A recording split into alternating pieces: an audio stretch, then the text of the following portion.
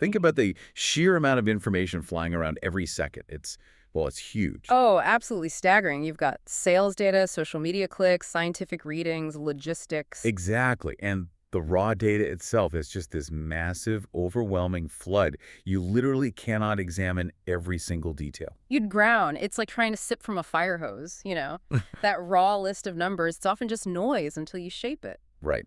So how do businesses, researchers, even AI systems take this basically infinite list and actually make sense of it? That's where aggregation functions come in. They're kind of the unsung heroes here. Okay, so that's our focus for this deep dive. These aggregation functions. We want to show you how they turn that chaos into something clear, something actionable. Yeah, the goal isn't just the math. It's about understanding their power, how they transform endless lists into the insights driving decisions everywhere. So let's start with the basics, the foundation. What is an aggregation function, really? At its heart, it's pretty simple. It takes a whole bunch of individual values. Like, say, all the purchases made last month. Millions of them. Exactly. And it combines them into one single meaningful number, a summary. The classic examples would be, what? Calculating the average spend? Right, the average or the total sales for the month, or finding the highest temperature recorded or the lowest, the max and min. Standard stuff you might do in a spreadsheet. Sure, those are the pillars, but if it were just basic math, well, we wouldn't need sophisticated systems for it. Ah, okay. So there's more to it. Definitely. The real power, especially in data science and analytics, comes from the ability to group the data before you aggregate. Grouping. Right. So not just the total sales overall. Which honestly isn't always that useful on its own. Right. But the total sales per region. Or maybe the average customer rating per support agent. Precisely. That grouping step is critical. It lets you compare. It lets you see variations in performance across different segments. And you go from one potentially useless number to maybe hundreds or thousands of really useful comparative ones. You got it. And think about functions like count it too. Oh yeah, just counting things. Like the number of new customers or the number of website visits or support tickets. That's aggregation too, even if it's not, calculating an average. It's tallying things up within categories. So it's about summarizing structure, not just summarizing numbers. That's a great way to put it. Structural summary. Okay, that makes sense. So if we understand the what, let's get into the why. Why is this process so fundamental? Why is it everywhere? Well, because data without summary, it just describes what happened. It doesn't really tell you why or what you should do next. Just a list of facts. Exactly. Aggregation is that first crucial step towards, let's call it business intelligence. It turns raw details into metrics that actually answer strategic questions. Questions like, how are sales doing this quarter compared to last? Or which marketing channel is bringing in the most valuable customers? Or what's the most common reason people are calling support?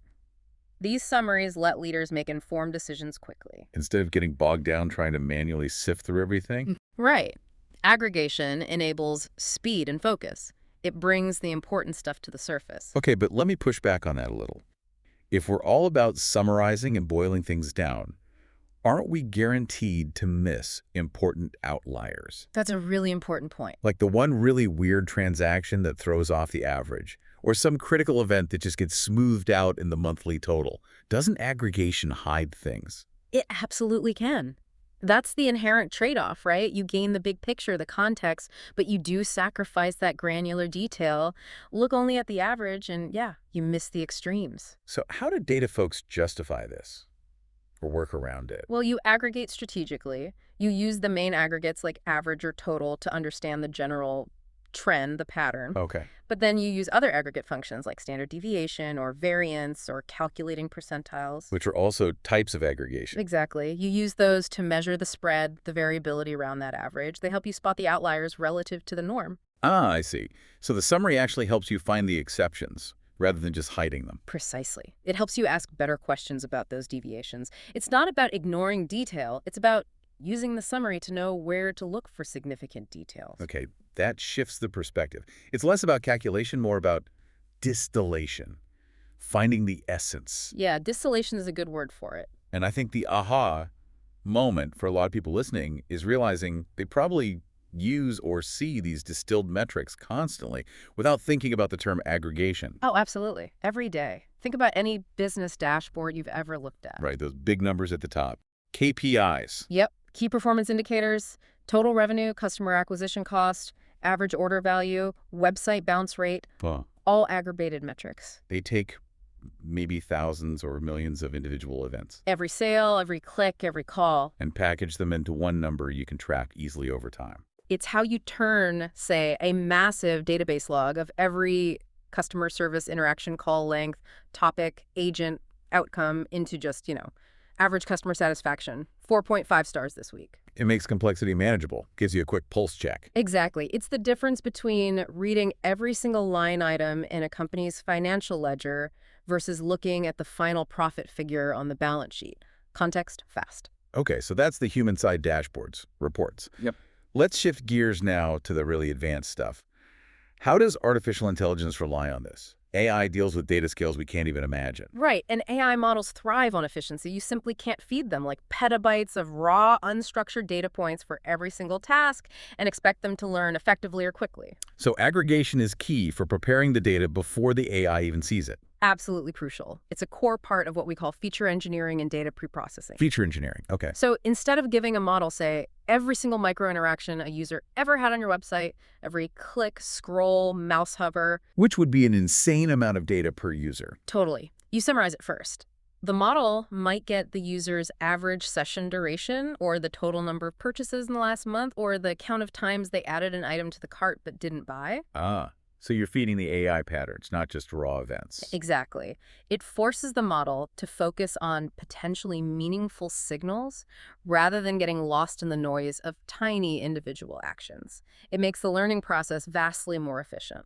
That makes a lot of sense. What about other areas of AI, like computer vision? Great example. Think about image recognition.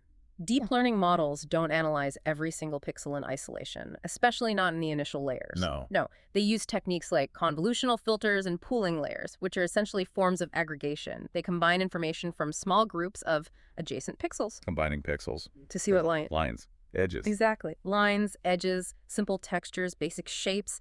They aggregate pixel data into higher level features. So that grouping, that aggregation, lets the system build up understanding, like, okay, these combined lines look like an edge, and these edges form a corner, and eventually that collection of features is a face. Precisely. It simplifies the input space, reduces computation, and helps the model recognize objects more robustly, regardless of slight variations in position or lighting. Fascinating. And what about language models? LLMs. Yeah. How does aggregation apply there? We don't average words. Well, in a way, they do something conceptually similar. When you or I read a sentence, we don't give every word equal importance, right? No, definitely not. Some words carry more meaning or context. Right. Modern LLMs use something called the attention mechanism. It's a very sophisticated form of, well, weighted aggregation. Attention mechanism. Okay. How does that work? When the model processes a word in a sequence, the attention mechanism calculates scores for all the other words in the input, indicating how relevant they are to understanding the current word. So if the sentence is, the cat sat on the mat, and the model is processing sat, It will likely assign high attention scores to cat and maybe mat because they provide crucial context for the action sat. I see, and low scores for the. Probably, yeah. Then, the model effectively creates a new representation for SAD. By taking a weighted average, there's that aggregation idea again of the representations of all the words weighted by those attention scores. So it's pulling in context, focusing on the important relationships between words. Exactly. It's aggregating semantic information from across the entire input sequence to build a rich understanding of meaning and context. It's summarizing textual relationships to grasp the overall message. Wow, so it really is everywhere. It's not just a spreadsheet tool. It feels more like a fundamental principle for dealing with complexity, whether you're human or machine. I think that's right. It's this universal method for making sense of overwhelming information. Think about healthcare. Okay. Doctors often look at trends, not just single readings, a patient's average heart rate over 24 hours, or their average blood sugar level over a week.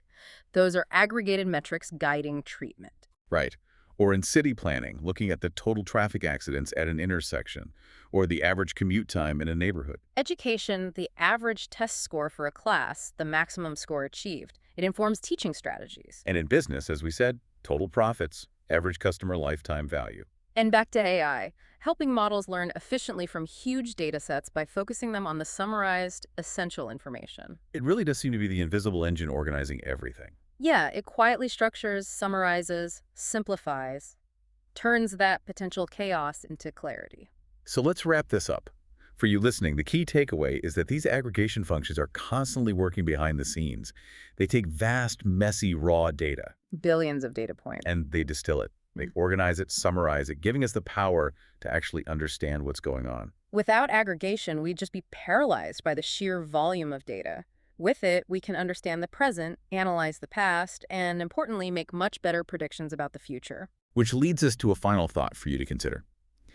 Since almost every smart decision, whether made by a person looking at a report or an AI analyzing patterns, relies on these summarized, aggregated insights, Yeah. what crucial details, what vital exceptions might we be systematically filtering out in our quest for that clarity, for that simple aggregated number?